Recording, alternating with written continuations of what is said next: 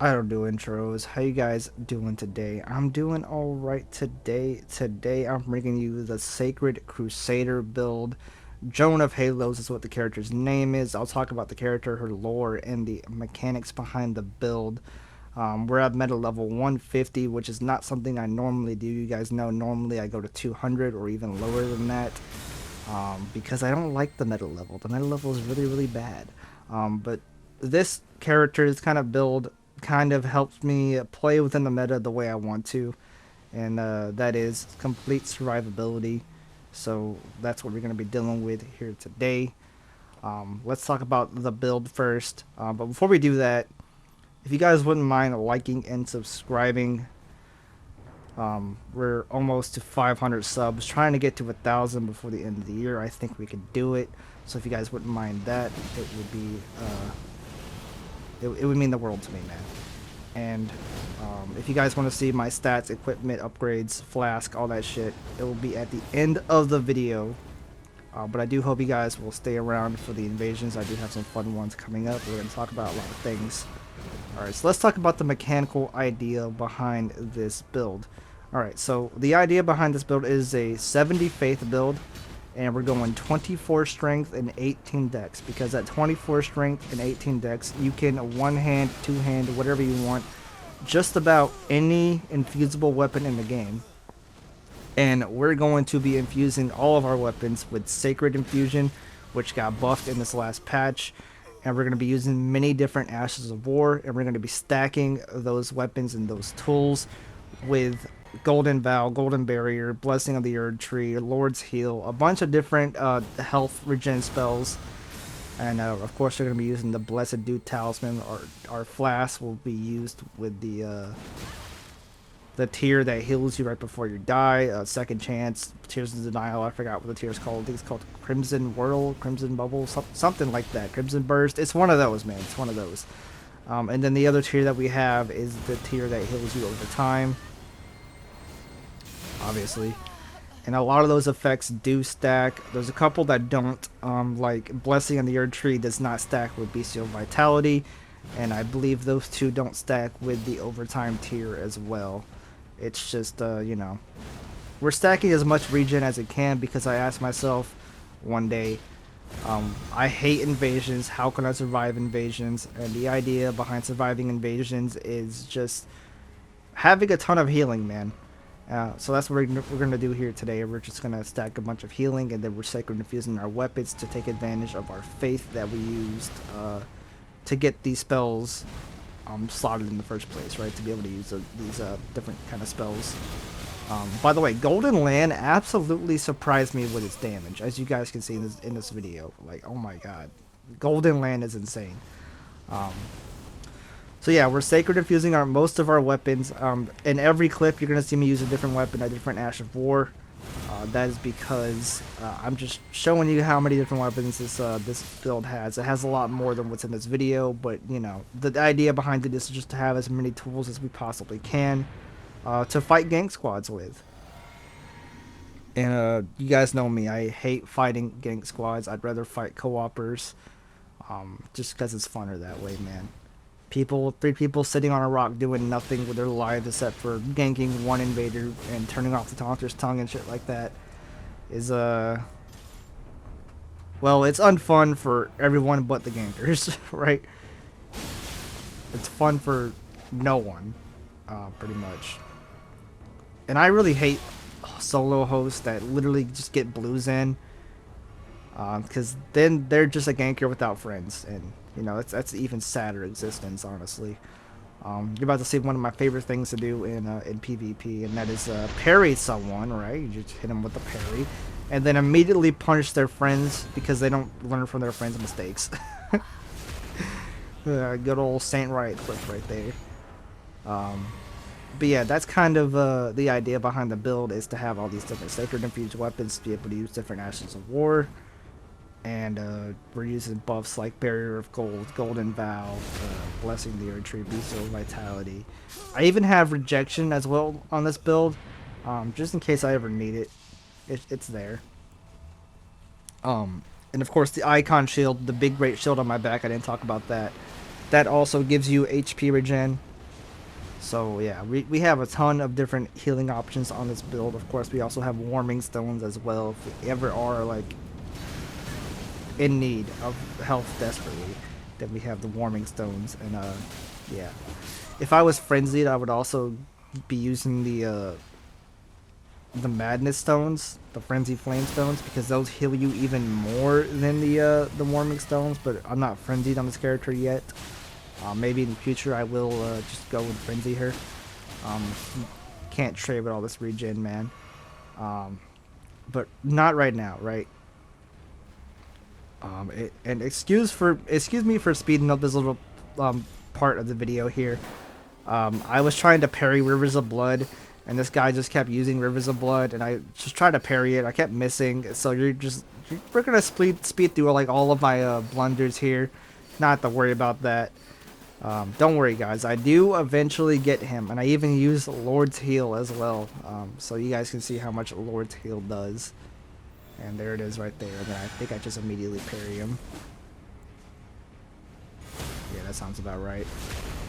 Anyway, let's talk about the lore of the character. You guys know that I like to apply lore to my characters. I've already talked about her inspiration being Joan of the Arc, obviously the famous historical female warrior that everybody knows about, and you know, she was really cool.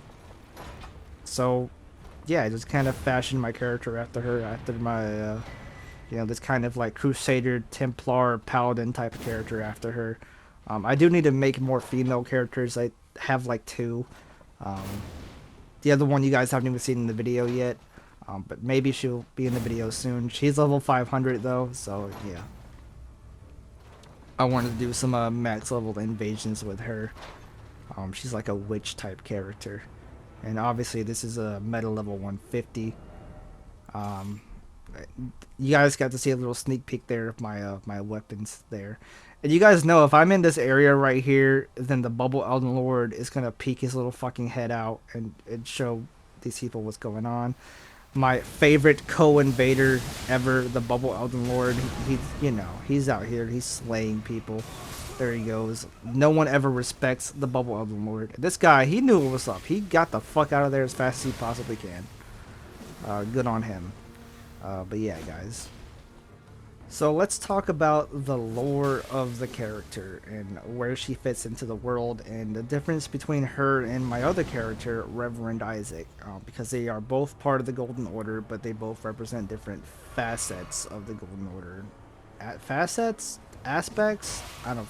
You guys can choose whatever word you want right there. So my idea for her is that maybe she grew up in the Windmill Village before the people there went all crazy, the girls that went all crazy.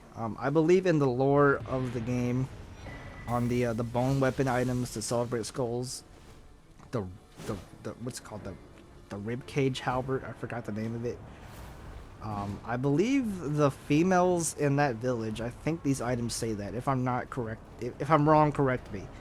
But I think these items say that in that village, the females there went all crazy and they started burning the males alive and eating them and making weapons out of their bones. If that is wrong, please let me know, because I don't want to be wrong. But I think it does say that in the lore. So she would have been from the Windmill Village before all that shit happened. And then she would have joined the Golden Order. She would have been like, you know, growing up looking at the Erd Tree, just worshiping it, being very compassionate. She's a very compassionate character compared to Reverend Isaac, which we'll talk about soon. So she joins the Golden Order and she becomes like this kind of crusader. She's not really good with the fundamentalist spells, but she is pretty good with swords and weapons and whatnot. And she can still cast, you know, faithful spells like Golden Vow to enhance her power and her defense, stuff like that. Which is like kind of what a melee character does, what like a paladin or a templar, you know, it's kind of what they do, man. They're known for being able to cast a few different spells that buff themselves, and being very good with melee stuff in general. And of course they also can heal too. And her one very big aspect of this build is her being able to regen over time. So yeah. So what is the difference between her and Reverend Isaac? They're both part of the Golden Order. But there is a huge difference between someone like Joan and Reverend Isaac. If you guys don't know who Reverend Isaac is, he is my holy damage Golden Order fundamentalist Reverend of America build. He's more of a spellcaster. He uses the what is it? The Golden Order incantations. I think they're called. Or is it Golden Order fundamentalist incantations? I don't remember. He uses like Radagon's Rings of Light, Triple Rings of Light, stuff like that. Stuff that does holy damage, that's what he does. And she's more of a melee character. So they're different, but they both still do holy damage. So let's talk about lore-wise what the difference is between those two factions, because I definitely think that they are different. By the way, this Reddit is fucking brain dead. It's fucking killing me. These damn co-invaders lately have been so fucking stupid. So there is a difference between a fundamentalist and what I would like to call Golden Order fanatics. I think someone in the game also says that some of them are fanatics. The best way I could point this out is two different characters in the game who also worship the Golden Order. You have Gold Mask, who's I would think is more of a fundamentalist. He likes the Erd Tree and shit like that, but he's not really a violent guy. He doesn't really look down on people who disagree with him, right? He is here to worship in his own little space, and that's what he wants to do, right? He's the king of philosophy, shit like that. And then you have like the D twins, the inseparable twins, D and his brother. They are literally out on a path for like they're on a crusade, man. They're out here killing people who live in death. They're out here, you know, punishing people who don't respect the Golden Order in America and stuff like that. And that's more of Reverend Isaac's kind of thing.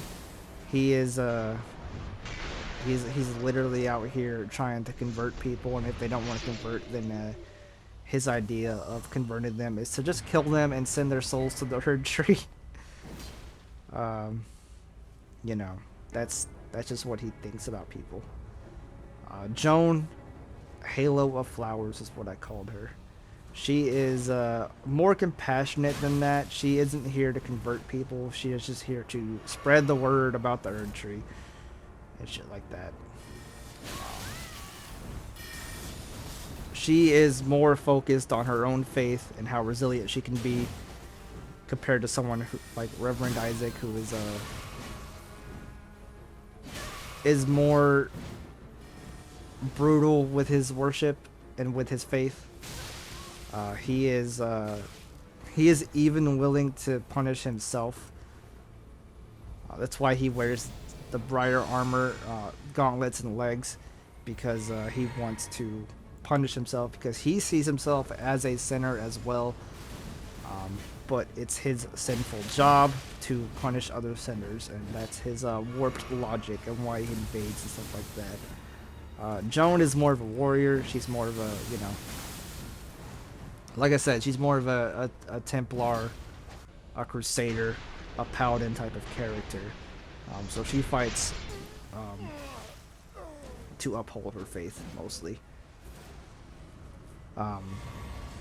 Something that really makes me happy is that a lot of people seem to like the lore of my characters, and they like the thematic build feelings of my builds. I mean, that makes me happy, man. It really does. I love sharing these kind of things with you guys. I hope you guys actually use some of these ideas that I come up with for your own ideas, man. Because I feel like, and here's the region of the build when I'm using all of the things all at once. What was I saying?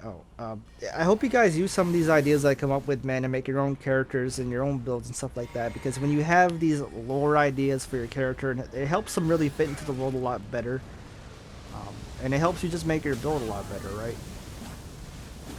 Like, for example, my Moonlight Knight character, which you'll be seeing another video with him really soon, because I added a couple new weapons to him. He uses anything that even mentions the moon, right?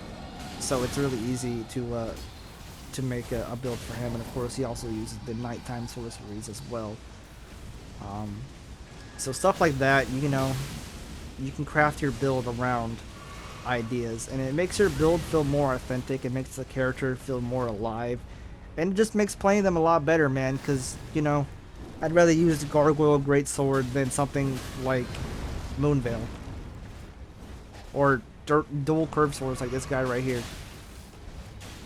It just makes the game a little bit more enjoyable when you're not out here trying to craft the most meta level, the most, you know, the most efficient build that you possibly can. It's better if you make your own character and if you make your own weapons, and you know, it just makes the game feel a little bit more interesting in a way. That's my experience anyway. The whole time I've been doing this kind of thematic builds that I've been doing here on the channel. And to his credit, man, I didn't actually come up with this idea of making like character ideas and building around them. I actually got really inspired by another streamer, YouTuber, Peeve Peverson. You guys may have known him. Fun story about Peeve. He invaded me during my Taunter's Tongue run, and I was happy to fight him, man. Peeve is one of the biggest inspirations for a lot of my builds. Um, a bunch of other YouTubers as well. Saint Riot, obviously. Ouroboros. I love all those guys. Chase the Bro is one of the best mechanical players out there. Anyway, guys, here is me showing you how much regen you can possibly get on this build. And that'll be in the video. After this, you'll see all my stats and weapons and stuff like that. So with that being said, guys, fare thee well. Peace out. And all that fun stuff. I'll see you later, man.